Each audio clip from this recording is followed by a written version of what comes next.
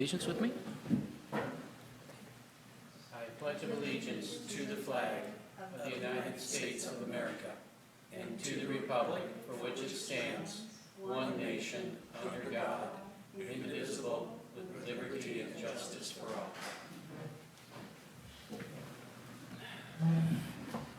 Katie, would you hit us with the roll call? Yes. Commissioner Blakely. Here. Chairman Bradley. Here. Commissioner Halley. Here. Commissioner Kine let us know that he would not be attending, and we don't have Commissioner Mobley and Vice Chair Seitz. Here.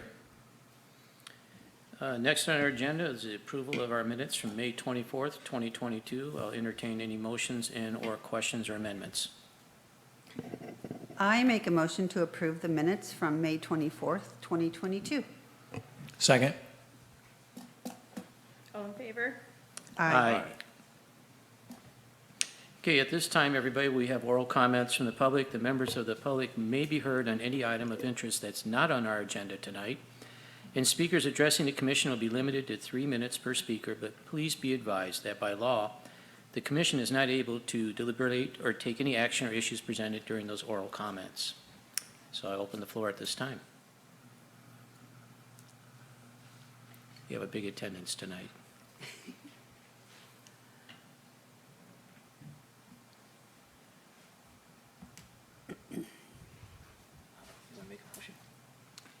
I'll make a motion that we close public comment. I need it. I'll second. All in favor? Aye. Okay, the next on our agenda tonight is our business at hand, excuse me, which is a public hearing to consider a lot line adjustment for 202 Gilkitson, I think I'm saying that right? Gullickson, thank you, Drive, and a remainder parcel. The applicant is Joan and Lee Woodcock. The APN is 202-093-045 and 060 regarding zoning 20 in parentheses B-22. I'll at this time turn it over to you, Liz, with any comments. Yeah, thank you, Chairman Bradley and Planning Commissioners. So yeah, this is a fairly straightforward lot line adjustment. And I will go over it on the overheads. It is located on Gullickson Drive, which is to the east of Ronerville Road. Which one is that? This one? Uh-oh, what did I do? There we go. Where's the point? I'm whispering into the microphone. There we go.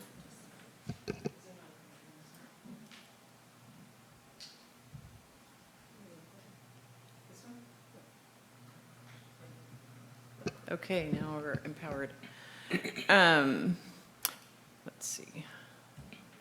Okay, so these are the exhibits that are in your packet, so you did have a chance to look these over. This is a refresher and also for the benefit of the public and the audience. So Ronerville Road is on the left side of the aerial map, and then this is Gullickson Drive, a residential subdivision, and it kind of goes up the hill and around, and the project location is at the north end of Gullickson Drive there. And it does involve a residential parcel and then a larger remainder parcel that you'll see. Go over a few other items. This is just another kind of more clear parcel map to give you the context. Ronerville Road, Gullickson Drive goes towards the east and wraps around, and you can see all the residential parcels. And this one is on the last lot on the west side. And then the remainder parcel is, this is a portion of it, and this is the undeveloped portion of this Gullickson subdivision. So this remainder would be, it is intended that someday in the future, near or far, it will get subdivided into residential parcels as well. It's also zoned RE20, so it also has a half-acre minimum lot size. And then just as an aside, these parcels are, for the most part, smaller than a half acre. They were created with the planned development, and that's what the B22 overlay zone is. That's why it's RE20 B22. It doesn't affect the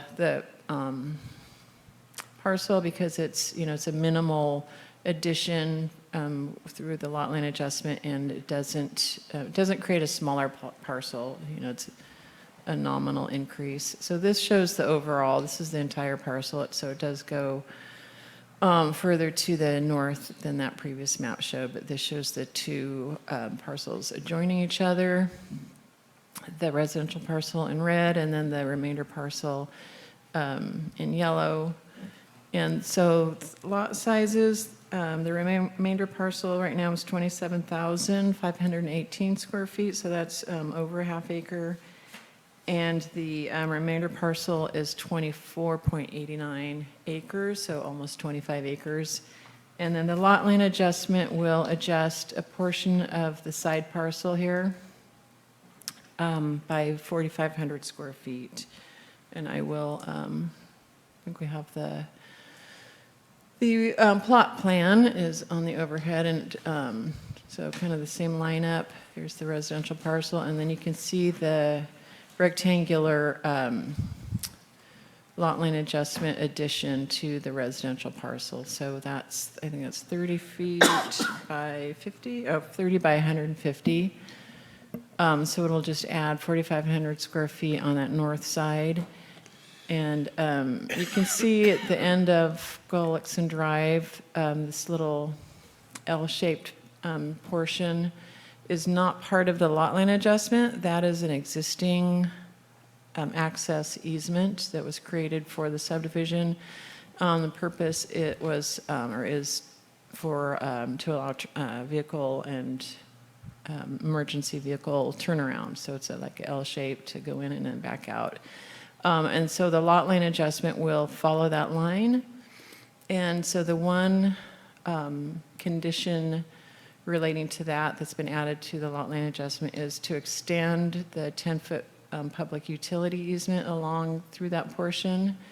And the reason is not for any imminent utilities, but for that future subdivision of this remainder parcel. So, and we presume that the road will come through here and continue on. And we don't want to lose, the ability to get that 10-foot utility easement that would then extend, in the future on that new road. So that's just kind of filling in that little piece of that puzzle. Because once this little sliver, transfers ownership from the remainder owner, then we would lose that ability through the subdivision process to get that easement. So it's kind of a minor requirement there. Let's see, what else do we have here?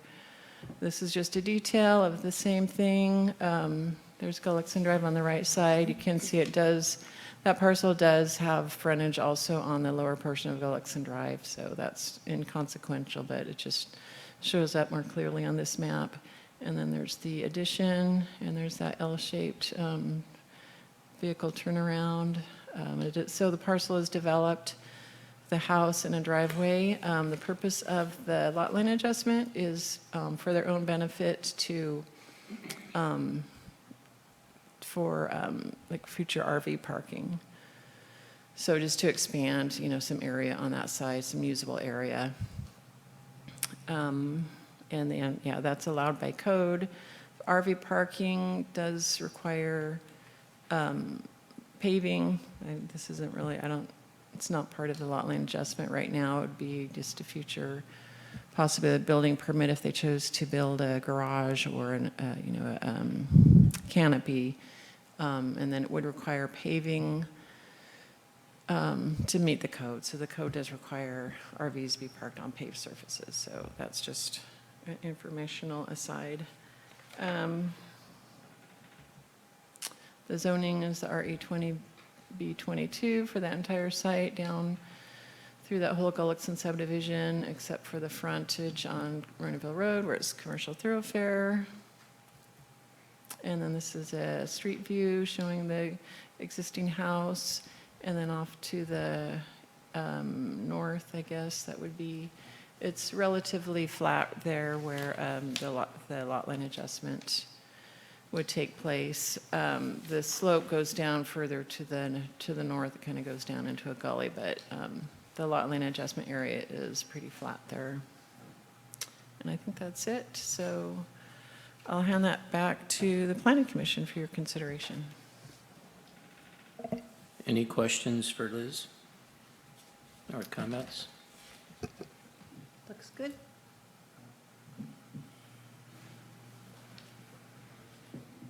Well, I guess we can entertain a motion then, if there's no questions for the applicants or for Liz. Did you want to, open the public hearing? I think? Sure, I apologize. Thank you for reminding me. I will open it at this time for any public comments.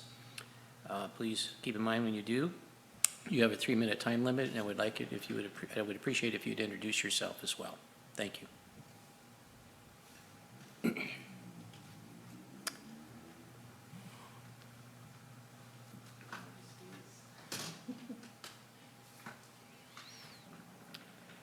Well, I don't see anybody stepping up to the podium. I'll entertain a motion to close.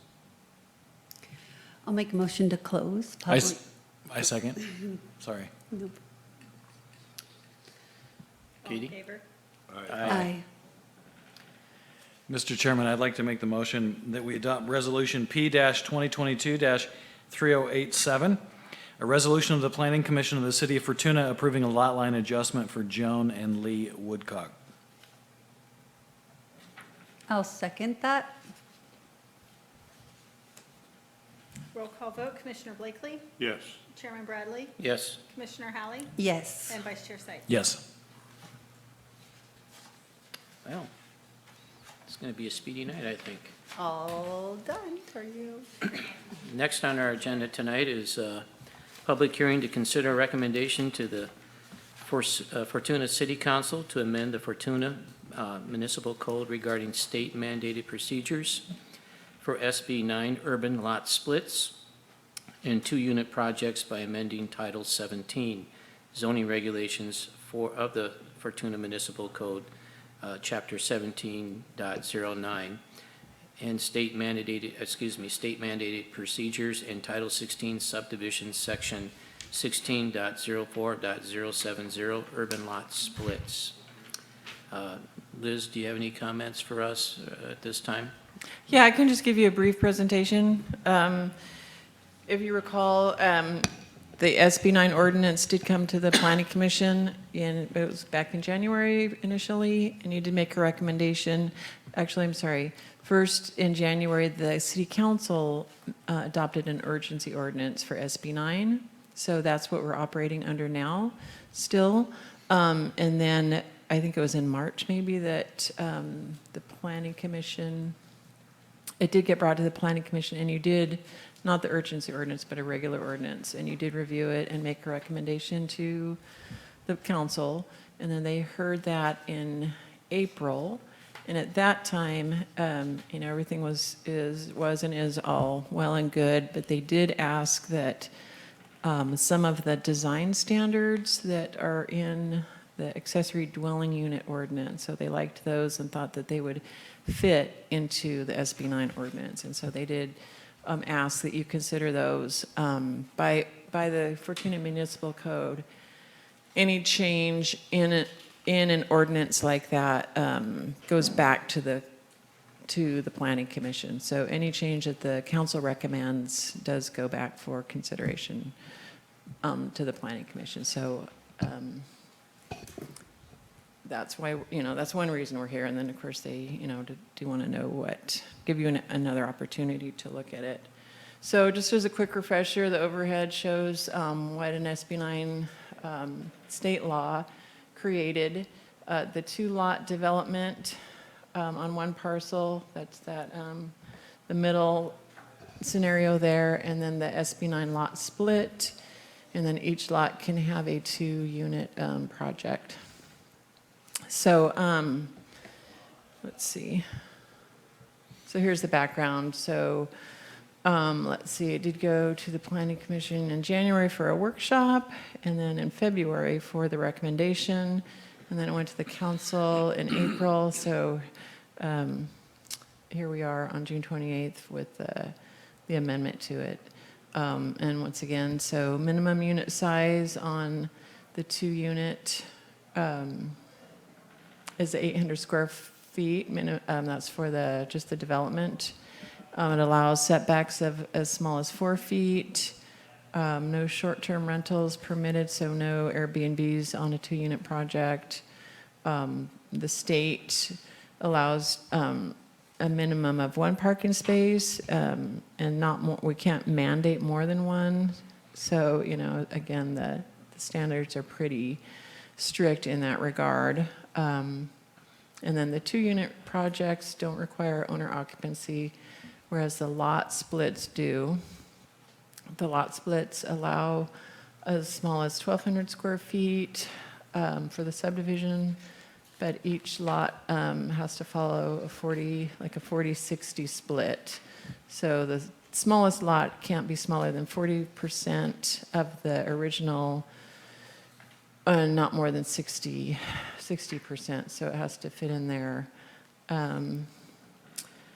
The SB 9 lots cannot be re-subdivided, so we would record a notice letting future property owners know that there would be no further subdivisions. There's no requirement for off-site improvements or dedications except in pretty strict findings, pretty strict health and safety findings if we did want to require improvements, but the state law is kind of strict on that. We cannot require correction of non-conforming zoning conditions, and the property owner has to live there for at least 3 years, or at least they sign an affidavit that they have to. The intent is to, maintain stable neighborhoods and not promote too much rental. So that's why the owner has to live there. So we did. So the recommendation that has been, that was taken to council does have some design standards, and that's what's on the overhead. The new unit should be designed to basically match or be in harmony with an existing residence, in terms of color and materials and architectural style. And if 2 units are proposed, then they need to be in harmony with each other. And then if the garage is converted to a new unit, the garage door has to be camouflaged or just replaced with siding or whatever that matches the existing building so that it's not an obvious garage conversion. And then the proposed design standards, there's three slides covering those. These are basically the standards that were adopted for the accessory dwelling unit. And some of these are duplicated. So for example, I think I just copied. This one is the same as the previous one, conformance to existing. Yeah. So this is a section that is in the ordinance. And then the additional ones that come from the ADU include privacy standards. So if walls with windows are within 8 feet of an interior side or rear property line for a single-story wall, or a first story of a 2-story wall, the privacy impacts would be minimized by either a 6-foot solid fence on the property line or a clerestory or translucent window above 5.5 feet. So that is if the setback is 8 feet on an interior, like a side property line or a rear property line, just to minimize, the impact to the neighbors. And for a 2nd-story wall, windows facing the adjacent property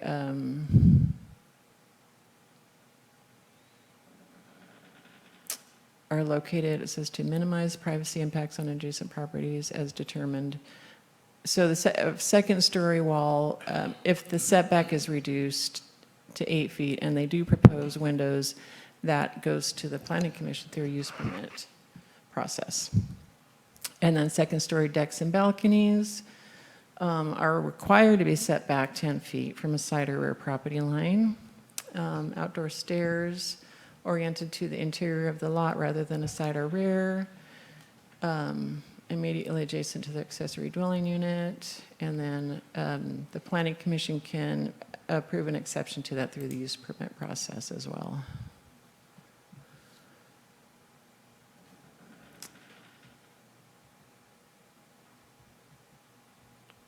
And then architectural details, these apply to either non-historic properties and historic properties. So let's see, primary exterior materials, same as the primary dwelling. And that's kind of the one that was on the first list. And that's for attached. Detached don't have that requirement. Windows and doors. So basically, for the non-historic properties are the standards that I just described.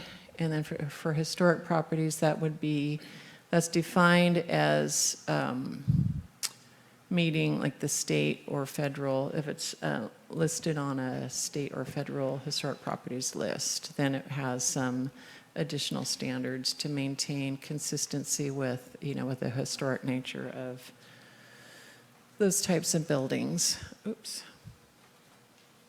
So really, those are the standards. I think they're kind of not minimal, but I think they're in keeping with the that first set that have already been recommended, and really, I think they're fairly simple to achieve. I don't think they're too onerous on any property owners or developers, but it just recognizes, especially with the reduced setbacks, if there is going to be a reduced setback, clearly that's something that's going to impact the neighbors, and I think it just gives, some measure of comfort that existing property owners, existing residents are going to be protected to some degree. So that's all I have. If you want to, or I'll pass that back to you for discussion. Okay. Any questions for Liz? I have a couple questions, Mr. Chair. When will the city council take this up for adoption? Presuming we pass it tonight? Yeah, Will it be at their next meeting? They canceled the meeting in the first week of July. So that's the 4th of July. They canceled that meeting, so it'll be the third week in July. Okay. And is there an example of a historic property in the city of Fortuna right now? Yeah, I'm not aware of any property that's been listed on any historic register. We do have one. We have one, it's, On Hillside. no, It's not Marion Brown's house on, no, it's Hillside? sort of near N Street, I think. Up from the city parking lot, it's to the northwest, I think, in that area. It's a big Victorian with a Okay. really big yard, and it has lots of plants around it. Thank you. But I think that's the only one. So because that's they're closed. rare.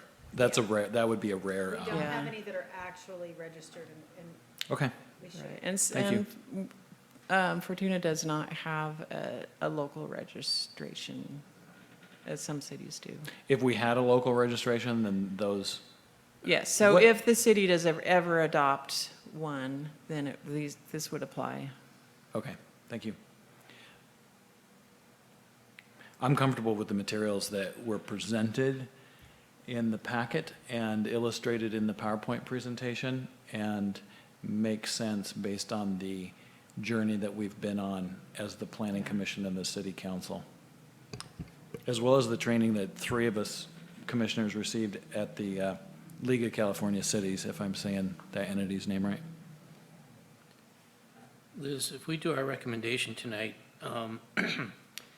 is that going to automatically include the recommendations from the city council with regards to, I think you were talking about the landscaping, or I forget now at the very beginning of your presentation, where they thought it was a good idea to keep that within, Yes, it will keep those. Those are in, because we're building on the original recommendation that's what I that you wanted to made, be yes. confirmed. So those are still in there. Okay, thank you. Any other questions or comments? If not, I'll entertain a motion. Public comment? Yes? Do we have to? We don't have anybody here in the public, or else I would open it up. Okay. So I think I will make an executive decision at this time. We don't have anybody sitting in the audience, so. Perfect. Mr. Chair, I make the motion that we adopt ordinance 2022-3088, which is a recommendation that the Fortuna City Council amend the Fortuna Municipal Code by adding Title 17-zoning regulations, Chapter 17.09, state mandated procedures, and Title 16, subdivisions, Section 16.04.070, urban lot splits. I'll second. All right, roll call vote. Commissioner Blakely, Yes. Chairman Bradley, Yes. Commissioner Holly, Yes. and Vice Chair Sights. Yes. Well, the next thing on our agenda is any planning commission staff communications. Is there anything that we need to be updated on, Liz? Let's see, our next regular meeting is July 12th, and then there's a meeting on the 24th. And then we did schedule the special meeting, and then did we cancel the meeting of the first week in July? Yeah, For the July special 5th. meeting? Yeah. So the next special meeting would be on July 19th, so, So tentatively, we're July 12, July 19, and July 24. yes. Okay. And we will notice those, of course. And the 19th is the special one, an Yes. afternoon session, yeah. Thank you. Okay. And again, the city council meeting of the 5th is canceled, but they will have their meeting on the 18th of July. And that's Okay. all. If there's nothing else, I'll entertain another motion of adjournment. I'll make a motion to adjourn. I second. Okay. All in favor? Aye. Thank you, everyone. Again, our appreciations to the staff. We appreciate Yeah. you guys. You may.